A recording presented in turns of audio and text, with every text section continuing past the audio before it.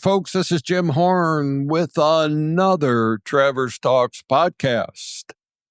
And today we've got a wild one. And through a FOIA, that's a Freedom of Information request, we found out that the CEO of Cherry Capital Airport is raking in a cool $455,000 a year. Yep, you heard that right. And that's thanks to the generosity of the Northwest Regional Airport Authority Board. I'd like to have those guys overlooking my salary when I was working. But here's the kicker. Despite that hefty paycheck, they're still asking the county to back a $60 million bond. So what's the deal? Is this just how the big money moves, or are taxpayers about to get played and maybe be on the hook? So let's dig into those, the salary specifics. Okay, for the new contract for 2025-2028 has the following details. As a $310,000 base with a 4% annual COLA. That's great, isn't it? Next year it's $322,000 or roughly. Got $100,000 retention bonus. Don't know whether that was paid because he stayed on or not, but there's a $100,000 retention bonus in there. 2024 performance bonus of $65,000 and a 21% annual performance bonus. That's 21% times the $310,000. Then we've got a $40,687 annual on-call payment. I'm not sure what the heck that is, but it's there. A defined benefit pension, maximum employer contribution to a 457B plan, civic club membership for 3 clubs. You got to have those. You got to wine and dine with the big guys.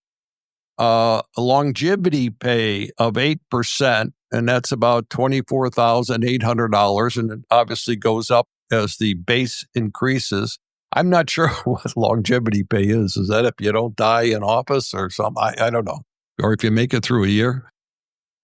This is the beauty. The termination payment to date of termination plus remaining contract if the CEO is not let go for cause. So in other words, if he leaves and it's not for cause, he gets the contract paid out. Health insurance until he takes other employment or is eligible for Medicare. Continuation of pension contributions through 2028, if not for cause. A vehicle allowance of $1,250 a month in 2025. That's a great deal. That sounds to me like Mercedes territory, and that increases annually. So the 2025 pay equals $455,587, and that's before the insurance. And we've got so how we get to the numbers, a $310,000 base plus $65,100 bonus plus a $40,687 on time. God knows what that is. $15,000 vehicle allowance plus a $24,800 longevity. I don't know if you call that a bonus or not. Here's the problem, as I see it. As I said in an earlier podcast, this is how the deal works. The Airport Authority, or the NRAA, if they went out and bonded for this airport expansion by themselves, they would pay an additional $650,000 or so a month over 30 years, about $19 million.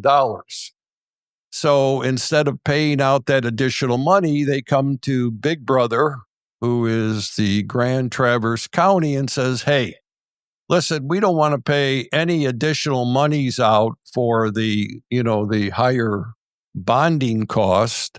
why don't you, sort of backstop us on this? And how that would work is obviously the county would do the bond. They'd get a better interest rate. And then the airport authority would be off the hook for the $18 or $19 million. Here's the problem.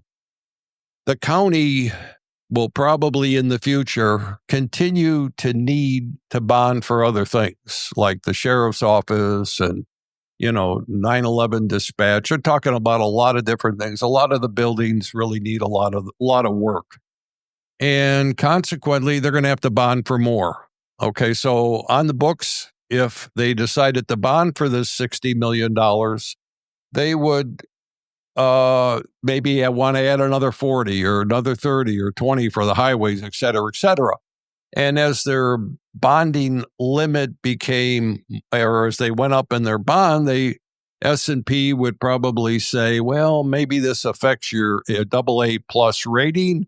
Maybe we can't give you that rating anymore. And consequently, you're going to have to pay a higher interest rate, which means the taxpayers in Grand Traverse County pay that higher interest rate.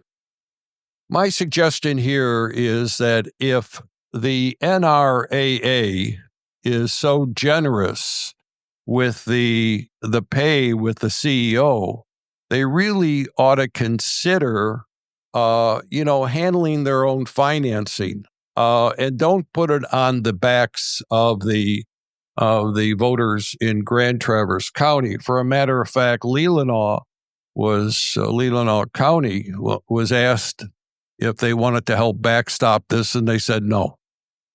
And you can understand why. So this is why people get really angry at government when they see this kind of largesse going on. Anyway, that's Traverse Talks, and I hope you continue to listen to the podcast. And we'll continue to follow this because this is really, really interesting. Take care. Have yourself a great day.